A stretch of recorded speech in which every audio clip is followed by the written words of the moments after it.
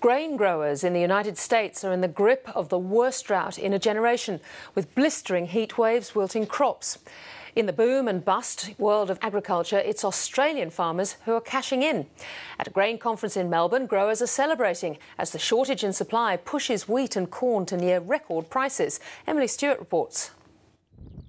America's big dry has spread across more than 48 states, and Australian grain growers are set to take advantage of what's very bad news for their US counterparts. It is good news for Australian growers at the moment. Obviously, with those prices, growers are looking to take advantage of that, and our production this year in Australia is looking pretty good at the moment.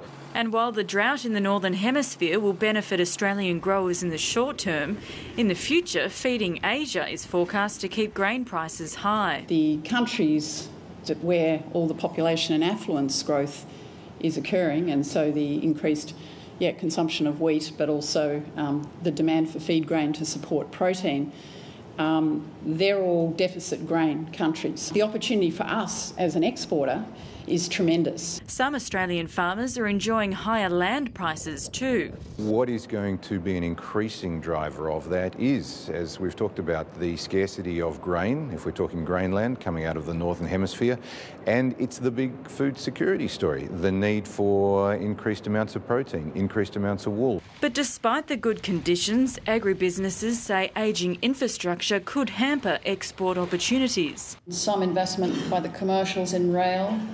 There hasn't been enough by the state governments. There's been underinvestment for a couple of decades.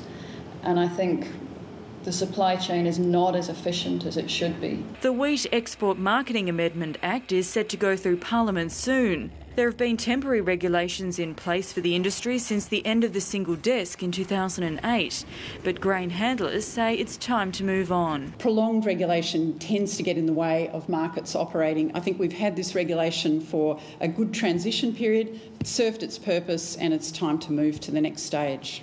Despite the expected bumper crops, there are fears Australia could become less competitive. Costs are higher than anywhere else in the world. And they're getting more expensive because of the carbon tax. And you've got a really high Aussie dollar. And so we're going to struggle to get more manufacturing here, and we're going to lose some if we're not careful. Risk management is also a concern for investors. If we could get a better contract on the ASX that really matched local conditions and that was something that we could use for price discovery and risk management, I think it would help everyone through the industry. But the best help for Australian growers now are good spring rains.